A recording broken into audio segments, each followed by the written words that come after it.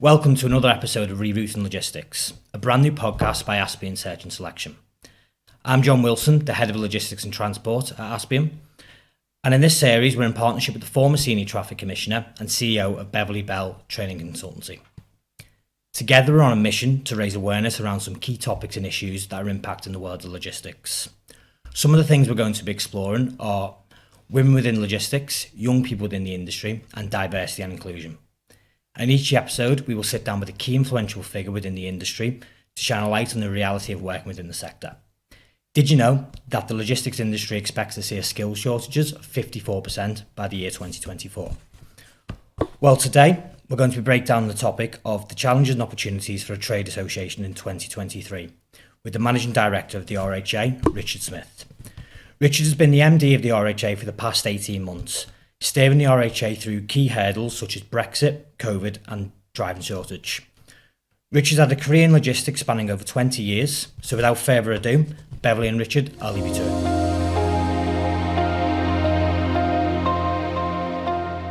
Good afternoon, Richard, and thank you very much indeed for coming to the Pod Cafe in Liverpool to have a little chat with us about a number of things that hopefully will be of interest to our audience.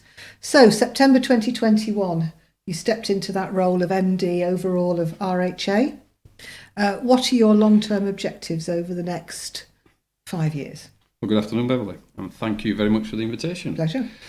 I think one of the things we did on the build-up to 2021 was to start a strategic review of a trade association, and we asked some very basic fundamental questions. What is the purpose of a trade association today?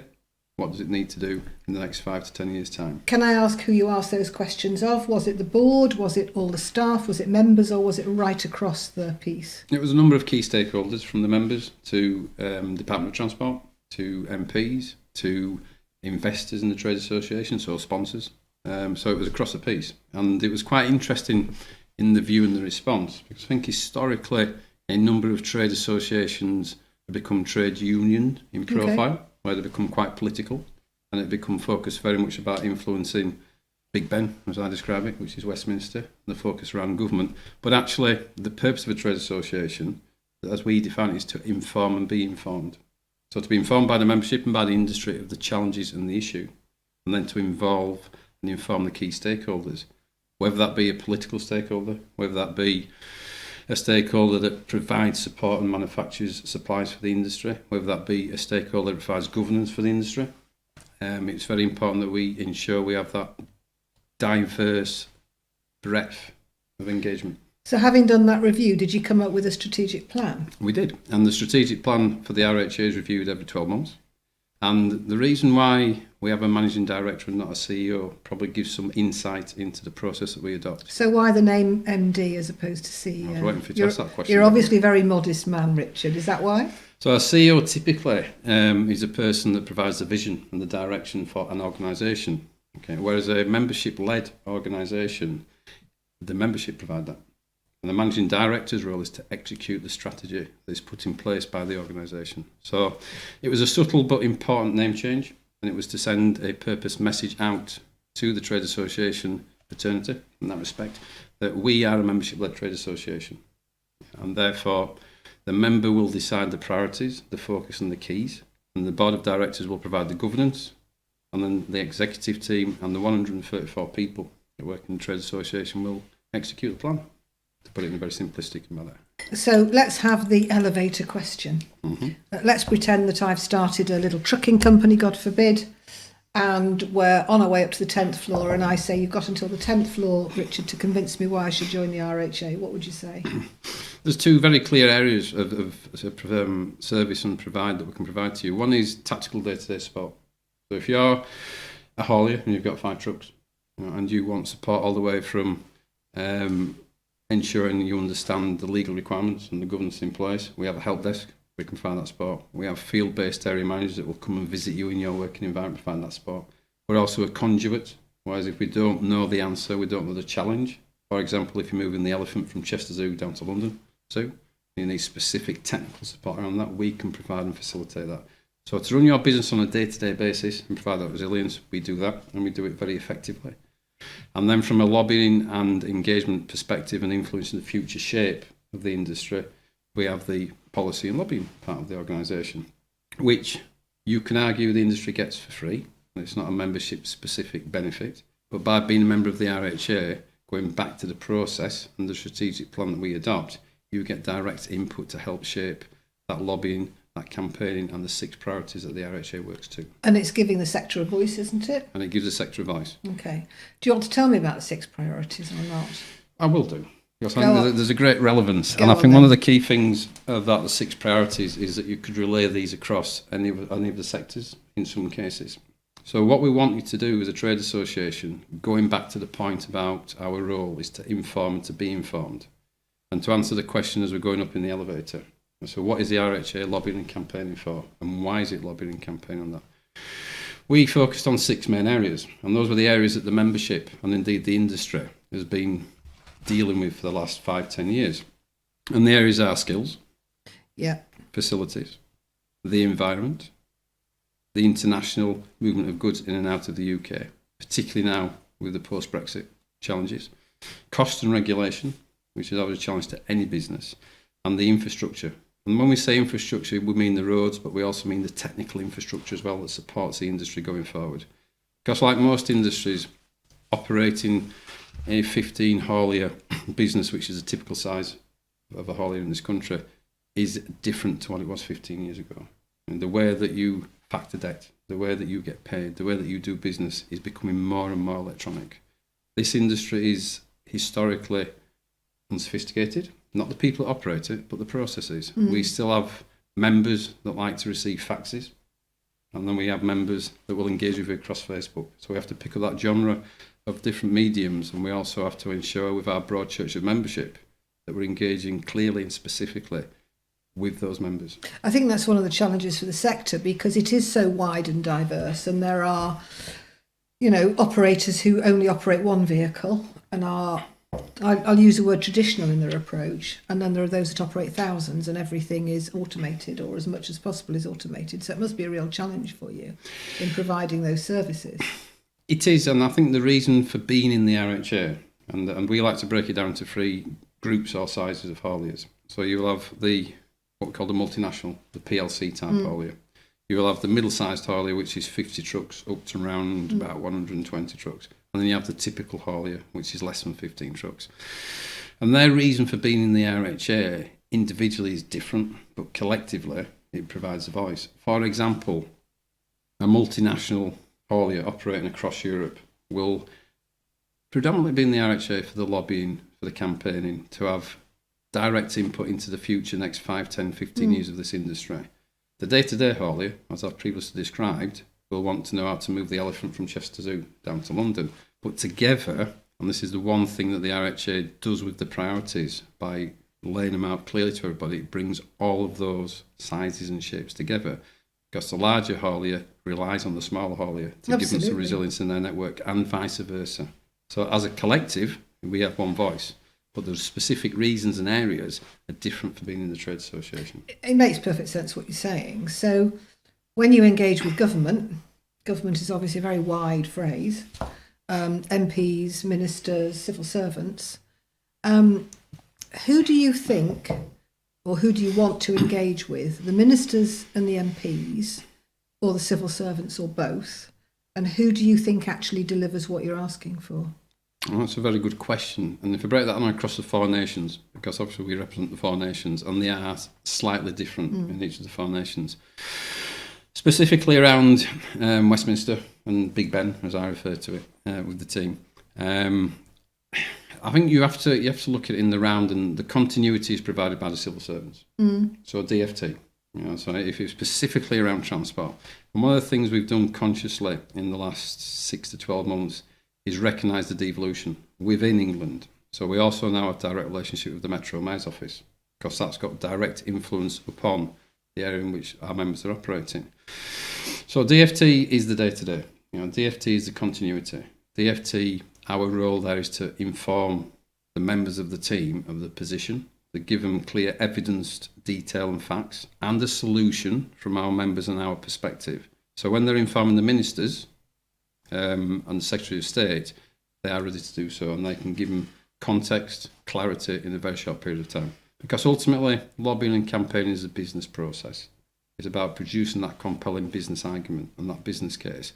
And the biggest challenge we face as a trade association is getting the evidence, is actually getting the hauliers From your members? From our members. And it's not because they don't want to engage with us, it's because they don't have time to engage with us, because they are busy running their business. And they'll think somebody else will do it. Correct. I won't do that because I'm too busy hauling coals to Newcastle. I'll rely on other people to do it. And you'll know yourself, Beverley, that if we sit in front of a group of people and try and influence them and say we've got 10 examples, well, actually, if you had 8,500, which is the membership of the IHA, it's a far more powerful voice and message. Absolutely. Yes, I agree entirely. So you talked there about the 4 nations. Yep. In Great Britain, we have 8 traffic commissioners, 1 for each traffic area. Yep. And obviously then we've got Northern Ireland, which is similar but not quite the same. Do you think in the 21st century it's right to have 8 traffic areas and that a haulier who operates in more than one should have to have more than one operator licence, or do you think it's time for a bit of a review? I think it's time to review, and I think our position is very much about looking at the next 5, 10, 15 years. And I think there's a relevance to tie it into what I described from an RHA position, where if we look where we are going to be from an operational perspective in the next 5 years, in the next 10 years, in the next 15 years, what does that mean to the governance and the supporting functions that support that sector? And the traffic commissioners operate as they do today, effectively, and we are friends of the traffic commissioners. We're also critical of the traffic commissioners. We have that relationship, critical friend, which is crucial to the industry. If you look at the funding that the traffic commissioners receive, You've anticipated my next question, Richard. It's critical that we make sure that they are funded to perform and execute their roles today, but also have the time and the headspace to look at the future. And it's there's only 8 TCs. A lot of the work is done by their staff under delegated powers. I wrote an article recently for Motor Transport, which I think you've kindly read, about the fact it's regarded as a Cinderella service because I think it's probably now Threatman's halfpenny to apply for an operator's licence, maybe 4p. But in comparison to other regulators, it's as cheap as chips. That leads to the staff being completely overworked and under-resourced. But as importantly for your members, it means they're not getting the 21st century world-class service that they should get if they're going to grow their business and develop their business and carry on turning the wheels for Great Britain and indeed over onto the places abroad. So that must be really frustrating for members. It is frustrating. One of the things we spend quite a lot of time doing, engaging with the Traffic Commissioner's Office, is around all licence applications and variations and changes. A minimum of 9 weeks. And the speed that business works these days.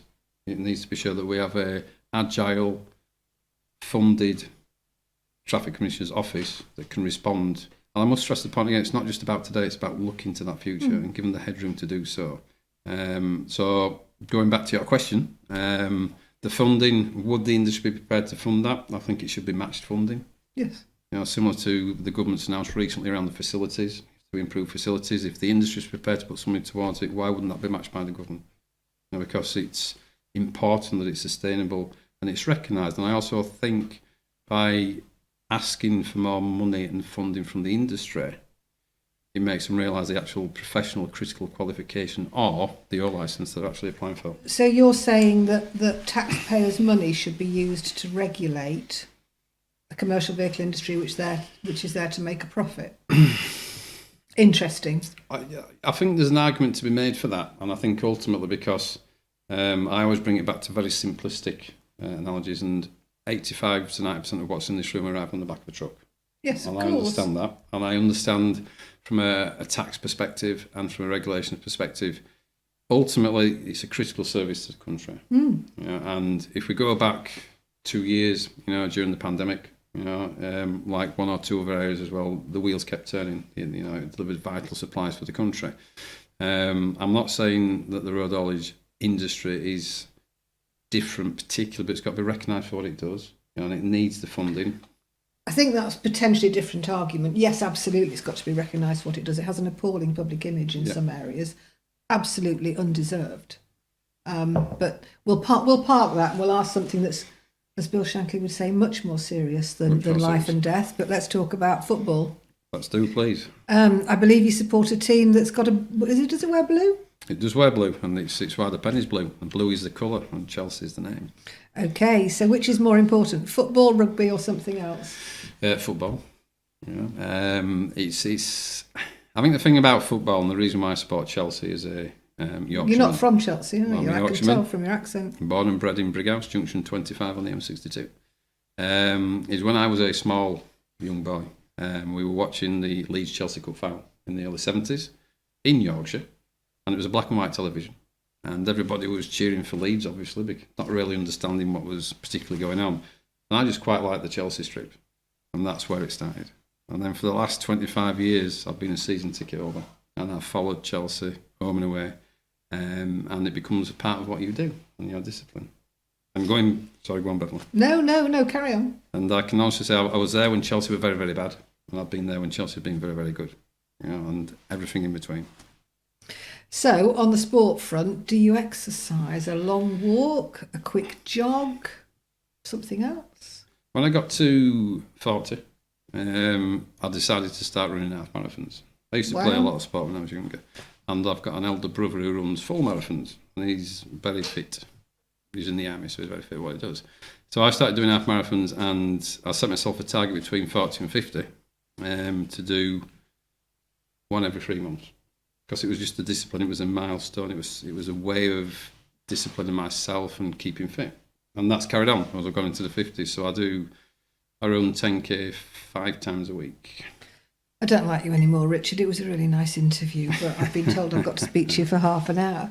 So in terms of the physical side, obviously we all know that physical activity is good for us, but what about the mental health side? Have you found since you've done it, in terms of doing much more activity, that's made you feel better? And then how do you translate that across to your members and their drivers who are stuck in a tin box with wheels on it for several hours a day and might not have the luxury of doing what you do? The answer to the first part of the question is yes. If I don't do it, I miss it. So that's when you become... The danger of it is it becomes addictive. Yes. And there's certain times, that's why I don't do it, as you Richard. will appreciate, I'll give you a way up there, Beverley, just to come back about the exercise. It becomes addictive when you can't do it. It can affect your mindset and performance to some degree. Moving on to the more important question around the actual industry, it's a huge challenge and issue across all sectors, but particularly because with the Road Haulage Association, around being stuck in a space that's smaller than a prison cell and sleeping in a space that's probably smaller than a prison cell, and then having facilities that are inadequate where you can't go and relax properly. And one thing that we are developing and working on really hard, because I think the industry is not, you wouldn't think of the logistics, road haulage industry and think well-being, mental health. No, you wouldn't. You think the opposite. You wouldn't think, and that's probably part of the issue around the professionalism or the image that people have. And it ties into the ability to attract the next generation of drivers. As we're sat here today with a skill shortage of 50 to 55,000 drivers, 30 to 35,000 mechanics. Because is it a friendly industry to come into? Is it a supportive industry? Is it an industry that looks after its employees? What do you think? I don't think we're supportive enough. I think there's areas of good. But it's, our role, again, as a trade association is to inform, support the industry of what is achievable. What is mental health? What is well-being? So what did you do before you became embroiled in the RHA in your various capacities over the past 6 years? So I spent 28 years working in the industry. So when I left university, a long time ago, I started working in a warehouse. And then within 6 to 12 months, I was team leader and manager of the warehouse. And then I moved to TDG at the time. God, TDG, I remember them well. In North Wales on the Kimberley-Clark contract, which was one of the prestigious contracts. So was it a friendly place? Was it a welcoming place when you went there? It was a very male-dominated ex-steel working, because it was the area. Brumbo Steelworks had closed down, so it was a very traditional workforce that had traditional views. And on a Sunday afternoon, people didn't work because I went to the welfare club. So managing a team that was working 4 on 4 off 7 days a week was a great learning curve of how to engage and speak to people, how to influence people and understand really what motivates people. So the first 2 years of running shifts in North Wales is something that I take great learning from even today, because it was challenging to say the least. And from there, I moved across into I went to work privately in Italy, so I worked across Europe for a number of Italian companies doing logistics, different view of logistics. Go on then, tell us. The view of logistics, it was actually working for an Italian thermoplastic extrusion company, plastic mouldings, to supply B&Q. And that's when B&Q was really starting to become a force. And their view was you give them one code, full truckload, every Friday.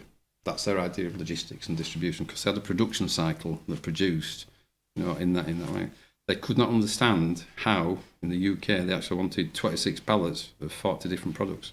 And they wanted it 3 times a week. And they wanted it at 2 o'clock in the morning. And it was a little bit difficult to get it there. So that education process and that learning, again, was something I took forward into my career. And then I moved into the automated warehousing background. So I spent 5 years working for Wincanton across various contracts, but it was predominantly automated. So I ran the Heinz contract up in Wigan, which was a huge shift, again, in a traditional-based area that had predominantly been another industry, around the coal mine, the car building. And did you get a warm welcome in Wigan? I mean, we got over the accent problem. Well, there is, there was the Wars of the Roses, Richard. We did win, we haven't forgotten. And then we got over the rugby. Because at that time, we just previously Halifax had played Wigan on a number of occasions, and Halifax had beaten them to the Challenge Cup, which was a memorable day, which I remember very well. So yeah, we got over the traditional War of the Roses, but I actually enjoyed my time in Wigan. And maybe actually in a work environment, it gives people a common matter to discuss. It can actually bring people together, even if they're on opposing sides. It's a great leveller. That's the phrase I was looking for. I mean, the interesting thing from the Wigan experience is it was a fully automated warehouse, £55 million build, and that's so the pallets just moved and you just watched them. And they had more engineers working there than warehouse operatives and drivers. And to actually juggle the three, because one of the classic points I like to debate in a warehouse environment is who's more important, the driver or the warehouse person? I won't answer that question, but I will ask you something. You've told us a bit about what you've done, quite a lot about what you've done. Tell us something that nobody knows about you. I used to be a grave digger. Now, that's interesting. So I'll tell you the story. I was put out of work by a bobcat. It's true. I was made redundant by a bobcat. So before going to university, I spent 3 years travelling the world and doing various jobs. And I was very fortunate and blessed to do that. And when I came back, before I went to university, I needed to find a job. So I got a job digging graves at South Arham, which is a small village outside of Halifax. And I did that for 6 months. Did you get frightened? No, but I once dug the wrong grave, and it was a family grave. Ooh. And this is a true story. And the vicar had to stand in front of the headstone so the family didn't realise it was the wrong grave. And then when they left, I had to re-dig the grave, and so I only got paid once for that one. But Halifax, the Calderdale Council got a bobcat, and I was made redundant. So that's why I went to university. I think otherwise I'd probably still been digging graves. Okay, so 2 more questions before we turn the tables. If you were going for another job interview now, what advice would your mother give you? The same advice she always gives me, and it's probably relevant to what we've spoken about for the last 20 minutes. Speak slowly, speak clearly, and make sure that you say please and thank you. Because that's the sort of background that I was brought up in. And what about your father? He would say exactly the same, and he would give me a bit of a look that he always used to give me, which would be speak slowly, don't sell yourself short, and make sure you say thank you and shake the hands. And tell us what you do with your father now. I know the answer to this question, but our listeners don't. So my father's in a care home, and every week I will go and see him. And he's obviously in the final chapter of his life, and he's in a very peaceful condition, and it's all very good. And I just read him a copy of the Financial Times, because he used to come from a finance background. I think that's one of the nicest things I know about you. That's very kind of you to say so, thank you. And it makes me see you in a slightly different light. And on the basis that I'm not known for being nice to chaps, and I've been really nice to you, I'll turn the tables now and say, is there anything that you'd like to ask me? There is one question which has come to me over the course of this conversation. So we spent a little bit of time talking about the RHA, about what we're trying to achieve, and with your background and achievements, what piece of advice would you give me as the MD of the RHA for the next 5 years? 2 things. Be yourself, and you can't be all things to all men. It's a conversation Philippa, who's working with me now, and I were having yesterday, in that you can't just please everybody. We were having the discussion over a meal last night about equality and diversity and inclusion. There's always somebody that's not going to be happy, and we just can't please everybody. But as long as you've got the courage of your convictions, then go for it, that's what I would say. Thank you very much. I think that's very I'm not right. sure that's advice, but No, it's important. I think it's very right. You've got to prioritise down, and I think you're absolutely right that we have 8,500 members, and there's probably 8,500 views. And we could be a headless chicken of a trade, or we could be what we are today, which is representative of the membership and challenging the industry, which I think we need to do. But most of all, we've got to keep challenging ourselves. And I think there's a need to listen. Yeah. It's very easy to say, yes, I'm going to listen to what you're going to say, but not necessarily to hear not just what people are saying, but what the hidden messages are, or what the hidden vocabulary is, or the way in which people talk, and also what they don't say. And I think it's important that the industry, the sector, the profession, whatever we call it, has a much more positive image. That's the thing that really upsets me. My friend Joan Aitken, former traffic commissioner for Scotland, always talks about the invisibility of success. And that's what the British transport sector does. It just gets on every day delivering, being invisibly successful. And it's only when things go wrong that the public understand just how important it is. And I think more needs to be done. I agree. I think when I started working in this industry, and there used to be dads and lads during the summer, where the father would bring their son and they would go for an adventure for 5 days and the night out in the cabs, and they go around the country. For obvious reasons that doesn't happen now. And it's an interesting situation because it's not a visible industry. It's not something you sit at school and think about. I could be a professional logistician, and that is very sad. And one of our roles is to bring that. You say, what's the one thing the RHA is trying to do, and will do for the next 5-10 years, is to bring that image and up in everybody's minds, to bring it to another level. It's a profession. It's like being an accountant. It is like being a solicitor. It's a profession. Yeah. I'm not sure to use those analogies, but I get the point. Well, Richard, thank you very much indeed. It's been a pleasure to talk to you. I enjoyed it very much. Thank you. Thank you. Thank you, Beverley, and some really good advice on you can't please everyone and just be yourself. I can fully take that on board. So again, thank you so much today, Beverley and Richard, for being here today. We really enjoyed today's discussion.